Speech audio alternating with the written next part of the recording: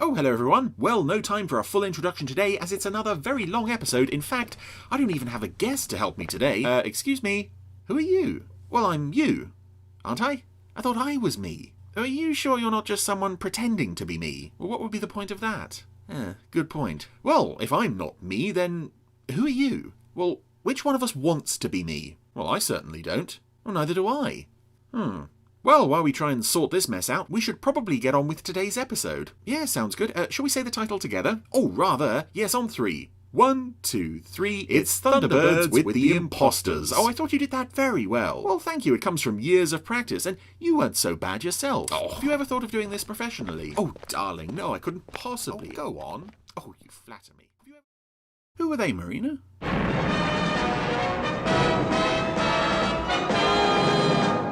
So, welcome back to that most rarest of Randomiser series. It's Thunderbirds. I think this is probably only about the 5th or 6th time we've actually seen Thunderbirds in 115-ish weeks. Anyway, this is a rather spectacular opening. This news helijet looking for a place to land. I do like this this aerial shot from above as well. There it is, folks. There it is. For the first time in television history, we've been able to rush our cameras to the scene of an accident and see the fabulous Thunderbird International Rescue Team in action. Yeah, this is reporter Eddie Kerr. We're going down. Friends, you heard what the pilot said. Stay by your... We're going down. First dramatic pictures will be flashed to you in... This pilot is the Fireflash, Captain Hansen's co-pilot from the Fireflash, oddly enough. Landing near, well, he claims it's an international rescue machine, but I don't recognise it. Well, I recognise it as being the vehicle used by the Fireflash sabotage people in Operation Crash Dive. I've been told since landing that this rescue is fairly routine, so there'll be none of that wonderful equipment in use. But does that matter? After all, it isn't the equipment that interests us, no sir. It's the great guys who use it. We're not interested in the equipment as much as the men with their equipment. It's, so Eddie Kerr's surrounded by very familiar extras. There's Blanche Carter from City of Fire. Collapsed. Before it was even known a man had been trapped, international rescue were on the scene and... Oh, aren't they good? What's that, Joe? I just heard. They're on their way up. It's a shame this isn't Ned Cook. Matt Zimmerman seems to play a lot of reporter characters, and it could have been Ned Cook through the whole series. I know Eddie Kerr, the puppet, returns with this voice in another episode as well. Get back. Give him some air. But I'm not sure if it's meant to be the same guy or not. Phenomenal international rescue team has done it again. Another human life has been saved. Excuse me, sir, but have you got a word for our viewers? Sorry. You know the rules. No TV. No photograph. Yes, but as a member of international... I said no photograph. Ah. Well, Colonel Tim Casey was on hand with a camera to snap that shot of not a member of International Rescue. I don't get it, Father. I just don't get it. Kind of strange, I agree, Scott. But if those fellas have dedicated themselves as we have, who are we to complain? But they're using our name. No such thing as copyright infringement in the future. I know, Tintin. Sure, it's unethical, but is it so important? You read the report, they saved a life. That's what counts. I like this. Your father is worried, Scott, and upset, despite what he said. But it falls to Tintin to voice something that Jeff would never... It just doesn't figure. Never publicly say. I knew what really happened. Well, let's go down the hole and have a look. And clearly, obviously, as the episode title might clue you in, these are not genuine international rescue members, nor do they have good intentions at heart. This is a story from Dennis Spooner, and I rather like when a series sort of explores the story possibilities that its own premise throws up. This isn't some, top secret or highly technological revolutionary thing that's going to go wrong. This is international rescue having to deal with almost a threat against themselves, really. And we're still going all the way down the well. And we have found... Oh. Well, there's a hole leading into a bank strong room. Or other top secret type strong room, and all the cell doors have been ripped open and the bars have been cut and the Oh, the filing cabinets are in an absolutely shocking state, especially the one marked top secret. They even knocked over the waste paper basket. Gentlemen. Now you know how they did it. The fiends. No doubt that their plan succeeded. None. International rescue. Well, you heard a character say that line, but actually 2 puppets' mouths were moving there. This meeting's task is to decide on the course of action we must take. The course of action. This is the meeting of the grey-haired military types with moustaches. Right. General, I still can't believe that international rescue would pull a stunt like this. Oh, come off it, Jack. We've been taken by that outfit, and we've been taken good. Now, here's a map showing the rescues that, to our knowledge, they've pulled off. All carefully spaced out, gentlemen. It's a shame we don't get to see the entirety of this map showing International Rescue's supposed rescues, because it would be nice to have a couple of references back to previous And find their base. operations. Plan, eh? To perfect this plan of appearing and striking without raising any suspicion, they've had to spend millions on their machines. Now, does this make sense? Sure it does. AL4 project. I do like this guy, General Lambert. He's so Accelerated light cost this country 25. so intent on catching these International Rescue rats that you know, common sense, rational thinking, it all sort of bypasses him. Which the world's never seen. They'll cover every inch on the face of the globe if they have to. We'll find those rats, you take my word for it. Rats. We'll find them. Yeah, right, fine, you're right. And then we get a lovely, again, much like the trip down the hole, it feels like just padding, but this is much nicer padding, of all the world's military forces rolling out and setting sail and blasting off to investigate international rescue. Where could they be? This is the central office of the General Staff Command. To all search controllers. You are to proceed to your stipulated areas. International rescue must be found. Search and double... I like as well the control room set that this search is being conducted from, because there's so many familiar puppets around the place. It's a nice big set, and I believe that guy cruising around on the chair in the background, I believe that's actually a Stingray injector tube chair. I could be wrong, but I'm 99% sure. Well, I guess that's it. Yeah, we're watching our area so well that if a kid sends up a kite without permission, we'll track it. Don't mention our areas again in public, Steve. Call themselves now, are operating from the South Pacific. They need only make a move, and we've got them. And if they don't make a move, our search force will smell them out. Ooh, they found Tracy Island. That was quick. And they overfly the actual World television reporter Eddie Tracy Island villa at like 0 feet for some reason. gang of crooks. Crooks. How do you like that? Yeah, I'm with you, Verge. We filmed an interview today with General Lambert, Supreme Commander. I like this as well. I like how camera shy he is. Well, folks, this is General Lambert. General, Not much to look at, I'd like is to he? say thanks for letting us drop in. We know you're a very busy man right now. Yes. Well, it's a pleasure. It's a lovely little bit of characterization. Again, something this show did so well. That's enough, Gordon. We know what's going on without having to listen to that. What are their chances of finding us, Mr. Tracy? They won't find us, Tintin. We're too well hidden for that. They'll search the island, of course, but people have been here before. That's no problem. Well, what are we going to do, Dad? As long as you don't leave the International Rescue portraits up like you did in Trapped in the Sky, I believe. Meanwhile, we daren't operate as International Rescue until this whole business is cleared up. But what if we receive an emergency call, Father? We just have to sit tight. You mean just ignore it? That's right. But people could be dying. Yeah, that's the painful thing hanging over this shutdown of International Rescue. Powerless to help anybody in this present situation. If we attempt any sort of activity using our International Rescue crafts or operate in any way, we are going to be clapped into jail. Well, what's the action? Well, this is where our agents come in. As you know, International Rescue have got agents all over the world. Yeah, and it's normally just Penelope, but in this episode we're going to meet another one, because we see here on the International Rescue Agents chart, The territory is covered by each individual. well, All agents there will be looks alerted to be several dozen. information, however unimportant it is, to be radioed in. Lady Penelope will leave for the States in order to question eyewitnesses in case they can throw some light on the situation. We'll Well, find... there is a light for Lady Penelope. in the London area, there's also a light for someone in Scotland. I'd like to meet the International Rescue Scottish agent. Knowing this show's depiction, or knowing the Anderson depiction of Scotland generally, it would be very, very sympathetic and not at all stereotypical. Speaking of stereotypes, Lady Penelope has packed one or two things for her trip. The car awaits, madam. I'll just collect the rest of your gear. Thank you, Parker. Pity I couldn't take all that I wanted to. But this is an emergency mission. See, because she's a woman, she likes to take a lot of stuff with her. As women are, of course, known to do. Or at least in the Super Mario Nation universe when they go on holiday, anyway.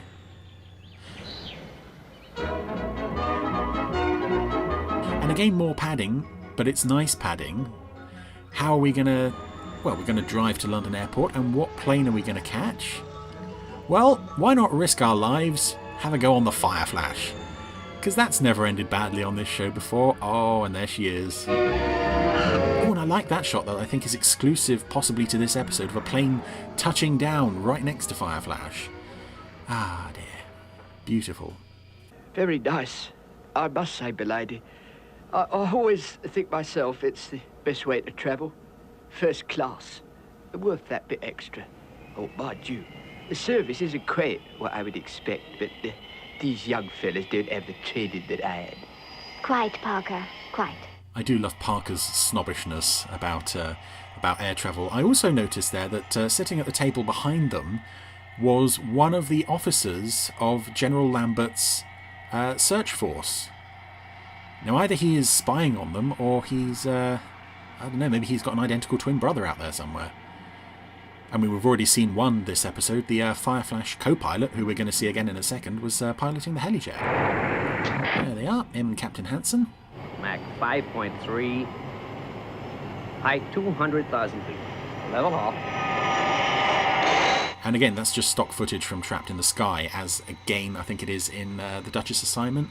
But it's nice to sort of keep those, not only keep the Fireflash in the series, but kind of keep those characters in the series. Killer Parker. Even though technically they're not really in the series anymore. Agent somewhere will find something. Oh, well, it'll be wee Jock McTavish, International Rescue Scottish agent, who's gonna save the day there. No? Ah, who's this then? That critter get me. Ah, it's Agent 47. Agent 47, oh, Jeremiah Tuttle. Yes, reckon that'll do for supper. He shot a stuffed cat. Oh, dear.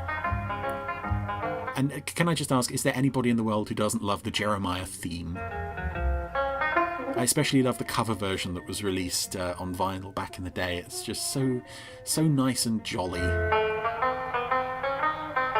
And I'm really glad that we have Jeremiah and Ma for one. It is just for one episode, but they do liven the episode up enormously. All I can say is that little fella must have sure taken some catching. Reckon I'm a mite late. Whatever it is, it doesn't seem to have a head. It's just four limbs. Business? What business? Well, now, Mo, tain't for me to see. Kinda between me and that there Mr. Tracy.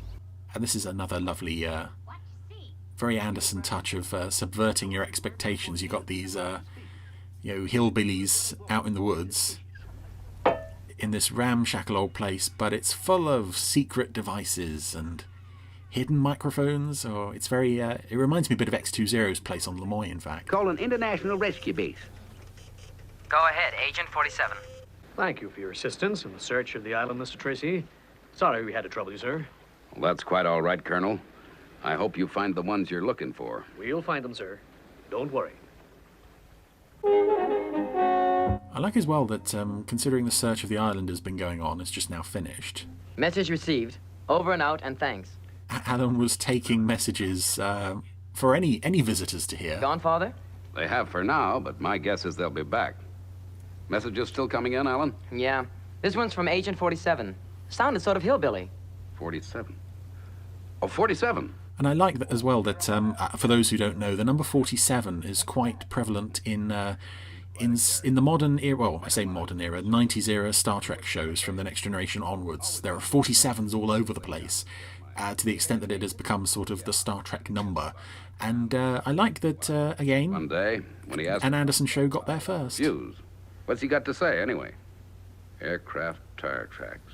I cooked up that critter, Mr. Tracy. I can't say as I rightly recommend it. Been on the box since Tuesday. Not much to go on. File it, son. No action.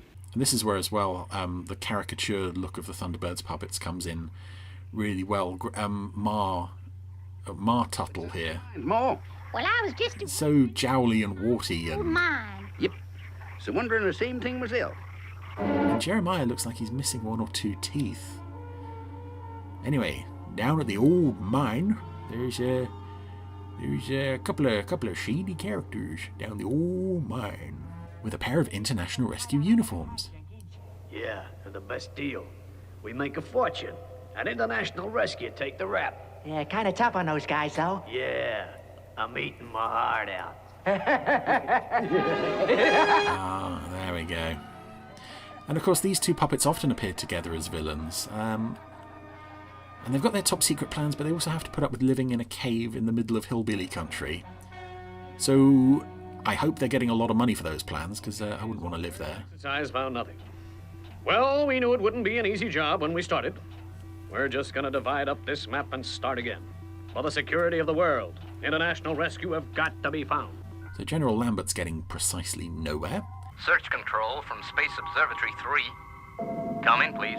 This is Search Control SO3. Go ahead. Tracking device DKO has developed a fault. We are non-operational as of now. Schedule show you monitoring South Pacific area. Check. Check.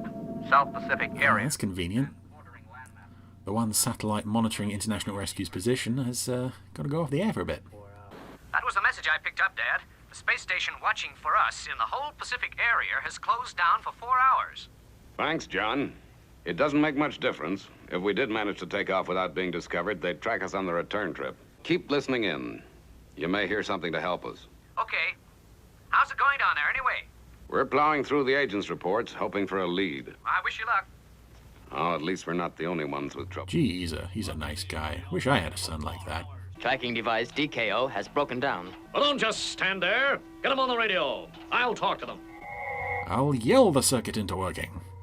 Go ahead, Search Control. General Lambert for you. Oh, tell him I'm not here. I want that space station of yours fully operational in the shortest possible time. If not sooner. Is that clear? Yes, sir. We're just about to start, sir. I'm going to send... That's what they were planning to do anyway. And get to it, man. Get to it. Call me back when you've fixed it. Right. Let's get started.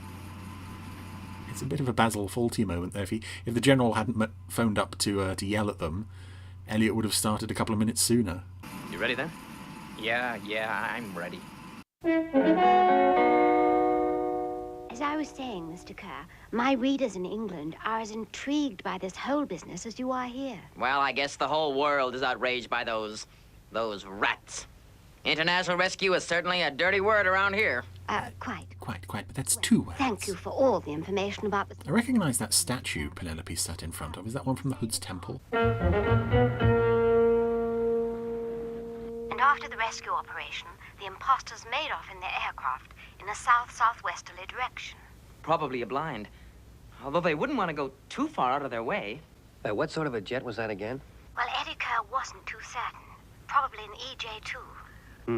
Well, that's not a long-range job. 1,000 miles at the most. So the imposters couldn't have had far to go to their base. It's not much to go on, but it suggests we'd be best to concentrate our attention on this area. Well, which agent covers that area, Father? 47. Yay! That's the clue about the tire tracks. We have something from Jeremiah Tuttle. Yes, Father, we did. He reported seeing some aircraft tracks, remember? Yes, I do. And it makes me mad. Parker to stand by with the rolls. I've got another mission for you. Right, Jeff. Oh, they're washing. Oh, everything's so rustic and homely, and it's just the level of detail in these shows, and particularly here, it's just something so out of the norm. Why, ain't that there the emergency call sign, Jeremiah? Sure is. That's why I'm rushing, Ma. Yep, just gonna mosey on in there. Oh dear, he's so sweet. Go right ahead, Mr. Tracy, sir. That report of yours, Jeremiah, about the undercart tracks. Looks like there might be something in it. I'm sending our London agent to see you. Now, that's right doggone decent of you, Mr. Tracy. Don't have many visitors around these parts. Her name is Lady Penelope. I want you to meet her and give her all the help you can. She's going to investigate those tracks. It doesn't say much for Jeremiah? Jeff's faith in Jeremiah as an international rescue agent that he won't let him investigate those tracks. Chicken's out of the truck. We're gonna need it. And it is also a shame that this is the only time we ever see any other international rescue agents. I know both Jeremiah and Penelope are essentially caricatures, but it would be nice to get a more of an idea of the scale of the organisation, because by the end of the series and into the movies, Penelope seems to do absolutely everything. To the extent where it almost doesn't make sense for them to have a network of agents when she's being sent all over the place anyway. And Elliot's... working on the exterior of the space station, but he... Nothing wrong, is there? No, it's okay. I just lost a spanner, that's all. I'm coming in now. Spanner floating off into the void. To be discovered by some strange civilization. Many thousands of years into the future. It's the only real explanation I can find for why this spanner is getting so much screen time. Drifting off into space. This as well is quite a pronounced example of padding. This long spacewalk stuff of Elliot. In fact, I've just skipped over the entire first scene of him being out here because it was just nothing but silence. Anyway, he's removed his, is removing his safety lines. One's off. Now I've just got to do the other one.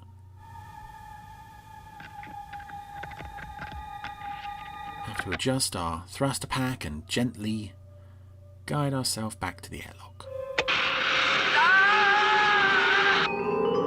Oh, and that's it. He's off too.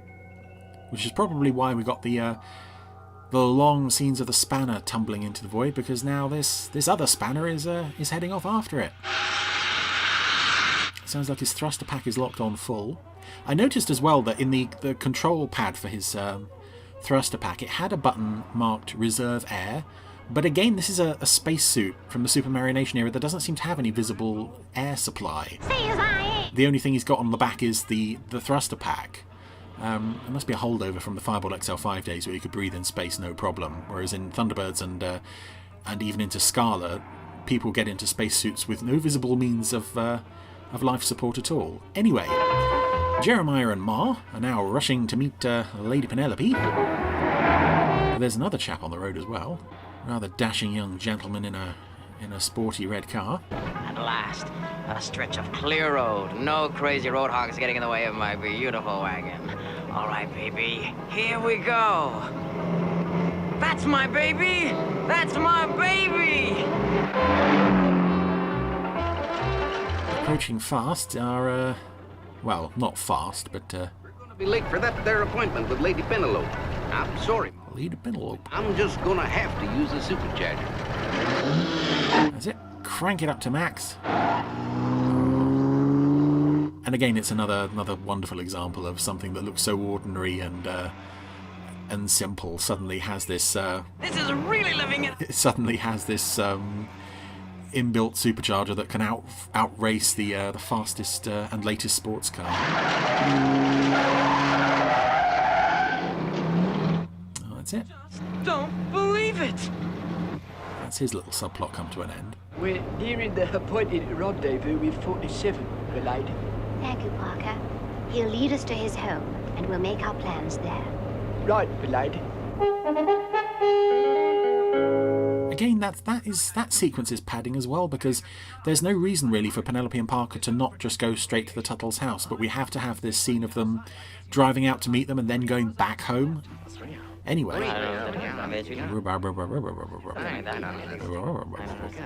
There's no chance of you getting him back with the retro pack? None. He moved too fast for me to get a direction. Hale's reporting that Elliot's gone off by himself. The only chance he has is if you can get a rocket launched. Listen, Hale. You know as well as I do just how long it would take to get a ship to your sector. Yes, sir. I'm busy organizing the second global search operation in 2 days. International rescue? Oh. Suppose we just try and remember what this operation is all about, huh? Yes, sir. How long before you can get that satellite on tracking duty? An hour, sir. John Then I suggest you get working. Elliot gave his life for the success of this detail. And I'm gonna... Wow, that's pretty callous. I'm not dead. He's not dead yet. Thanks, John. He's probably got a few hours suffocating to death yet before he gets to that point. We've got to do something, Father. Alan, what can we do? Unless Penelope comes up with something, we can't make a move. I know I don't really have to say this, but there's a man's life at stake. That's right, Scott. A man. One man. And if we're discovered and put out of business, it could be 500 over the next few months. I like as well, this is a rather mature angle for Thunderbirds to take. I feel the same as you. Worse. But we can't help him. It's very rare that International Rescue ever contemplate the thought of not being able to help someone or save someone. And of course, although we never see it, realistically, there must have been people they couldn't save at some point. But of course, we never see any of that. Nor would we want to, really. But, oh, here we go. Penelope and Parker are at the Tuttles. Our plan of action. Kind of figured that as I know this part of the country, you'd let me handle it, Lady Penelope. What show have you been watching? This one, all to myself. Yep, that's what I heard. She likes having it all to herself. And thus begins one of my favourite Penelope plot lines.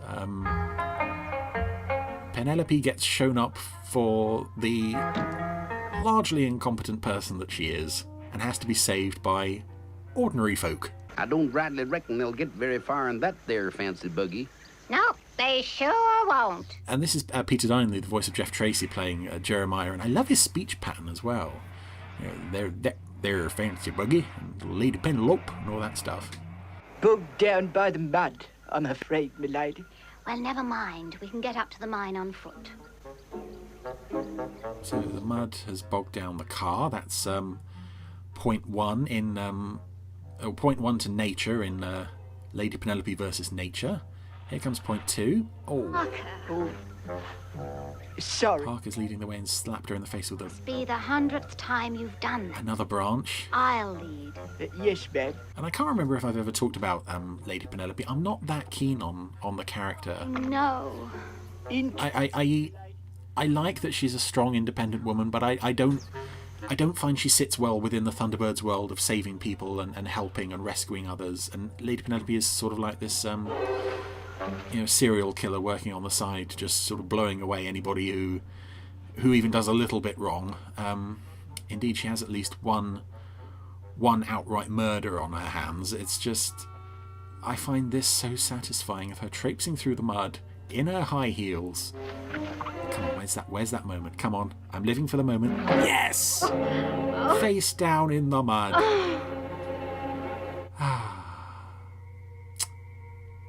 I like this Penelope plotline. I get that she's a landmark character in the Anderson universe. Ours to live.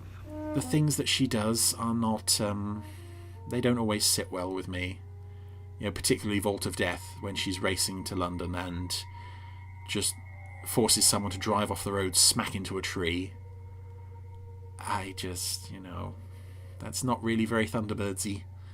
So I like that this episode gives her a bit of a comeuppance. And this is another lovely image as well that I may have commented on before. I always find something very poignant, whether in this or UFO Space 1999, just seeing the image of a space-suited human being just sort of tumbling into the void without any hope of rescue. It's just something very, very poignant about that, watching the figure get smaller and smaller. It's a rather haunting image. All right, boys. Alan, Scott, we're going after him. Hooray. The search is still on, Dad. I'm well aware of that. But it's just feasible that Penelope will clear us in time. If not, we'll take everything as it comes. Yeah, he's not to know that right now Penelope is shambling around in the forest with mud all over her face. Take Scott with you. Sure. We've left it late, but do your best to save him. Okay, away you go. And again, some more padding with the Thunderbird 3 launch sequence, although, again, relying on stock footage from a previous episode, Sun Probe, of Eye for blast off. Alan and Scott's inside Thunderbird 3. But of course, it means that since they went down on the sofa from the Tracy Lounge, both of them have changed their clothes. And I don't just mean into their international rescue suits. I mean they've changed their casual clothes. But I suppose it wasn't really worth reshooting that material just for this scene. Anyway, Thunderbird 3 is off to rescue Elliot. Sector 4 reports unidentified rocket launch. Did they get a bearing? No, sir. It didn't register till it was 2 miles up. I can't believe it's international rescue, but keep a close watch on it anyway. Yes, sir. We would have pinpointed that launch site if the satellite had been with us. It's also interesting that after this episode, once International Rescue clear their name, spoiler alert, no mention is made of the fact that the military basically know roughly where International Rescue are located. We're in the area. They just sort of seem to play it on the honour system of, oh well, we know they're good chaps again now, so we won't bother looking for them anymore. I know it's hard to believe, sir, but I tell you, International Rescue are going after Elliot. I don't get it, sir. I thought we'd seen the last of them. There's nothing to get, Hale. They've got the equipment, and it looks like one of them's got a conscience, that's all. But this changes nothing. They're still wanted criminals. I want you to track them into their base. We'll be waiting for them. How long do you need? I can start tracking in 10 minutes. Oh, a shot of Thunderbird 3 just parked in space. That's so beautiful. Calling observatory. Come in. Hail. Is it ever actually explained why no one's picking up Elliot's distress calls? Broke up. I got a rough bearing. Because it looked like he just had an accident with his thruster pack. It didn't look like the whole thing malfunctioned as such. But, maybe it did. That's it, Thunderbird 3 off to the rescue. You are right, Alan. Try it on vision. Well, Alan always has to be right in his ship. Oh, what are we waiting for? Let's go and get him. Yeah. Hooray. Right. Meanwhile... Hey, a few more hours, and the plane should be back with the buyer. That's it, Corella. And it'll take good American dollars to buy this little lot. They can keep their foreign money. Foreigners! Oh, dastardly foreigners. Anyway, Penelope has shambled and failed and probably cried her way to the mine. We've got them cornered, all right. But now she's gonna sort them out. Or not, because her gun's full of water. Oh, no. Parker, why did I ever come here? Why? Yes, karma! Mud. It's everywhere. Oh, crack secret agent standing there complaining about the mud. Why didn't I let those hillbillies do this? Well, because you said you wanted to do it yourself, milady, I did think it was a bad idea at the time. Oh, they're just standing there in plain view of the two imposters. Guess I'll shoot first and ask questions after. But luckily... Time I took a hand, Ma. Yeah, Jeremiah and Ma came to save them. You'd better come on out of there and give yourselves up. Oh, Jeremiah. We thought someone was firing at us. Yep. Reckon it might be just that, Lady Penelope. Got us hemmed in, Jenkins. Maybe. Yeah, Jenkins, see? Come and get us, wise guy! Oh, dear. They're going to make a fight of it, Jeremiah. Oh, yep. Dear. Looks that way. Pass me those... Poor you, secret agent, having to fight. But this is no time to eat. Oh, yeah, here we go. I guess you ain't been round these parts long enough to heard about Ma's beans, ma'am. Oh, I love this. That's it. Throw the beans in, and kablamo. And another one for good measure. Okay, you win. Hey, let's get out of here. So that's it. The imposters have been caught, not by Penelope and Parker, but by Jeremiah. And Ma and some beans. The search is cancelled as of now. I haven't got the full story yet, but I've just... somebody up there thinks I'm not doing a very good job. International Rescue have been cleared. They're to be given all cooperation. So Penelope got a very speedy confession out of them, or it's probably Jeremiah with some I don't know, how would they have coerced that confession out of the two imposters? Yeah, pretty good. These hillbillies have some very strange ways. Space Observatory 3 to search control. I'm about to start tracking. Hale, you'll do nothing of the sort, do you hear? International Rescue are cleared. Switch off your equipment. Yes, sir. I like that as well. Hale spends all afternoon working alone, fixing the thing. He's lost his friend, but at least he can still do the job. And then what does he get? He gets yelled at. Saved my life. Thanks. And, well... Oh, here we go. It's It's just great that you guys have been cleared. You can say that again. Yep, Scott saying that line without opening his mouth. And of course it would be the line, "You can say that again." It couldn't be any other line. It's terrific to see International Rescue back in business. Hey, what a nice note to end the episode on. Thunderbird 3 drops off Elliot back at the space station. Another very long but rather lovely shot of the observatory in Thunderbird 3, slowly nestling up alongside it. Presumably they've fixed Elliot's rocket pack, otherwise he's just going to climb out, press the button, and go shooting off into the void again. But for now at least, everything's okay. And that was The Impostors, which I've always had quite a soft spot for, and I gather this is a favourite of a lot of people. I like the idea of International Rescue being essentially, crippled for an episode and having to rely on, well, not Penelope to save them, but of course we had good old Jeremiah here to save the day. What a lovely character, Jeremiah and Ma. Just a real nice change of pace. Now there's some unfortunate long sequences of padding here, but to be honest, there's quite a bit of padding in a lot of Thunderbirds episodes, especially those early ones that were bulked up from 25 minutes. This is not too bad. I've seen worse, but it's just a really strong premise for an episode. Some lovely guest characters. I wish we could have seen Jeremiah and Ma come back, actually.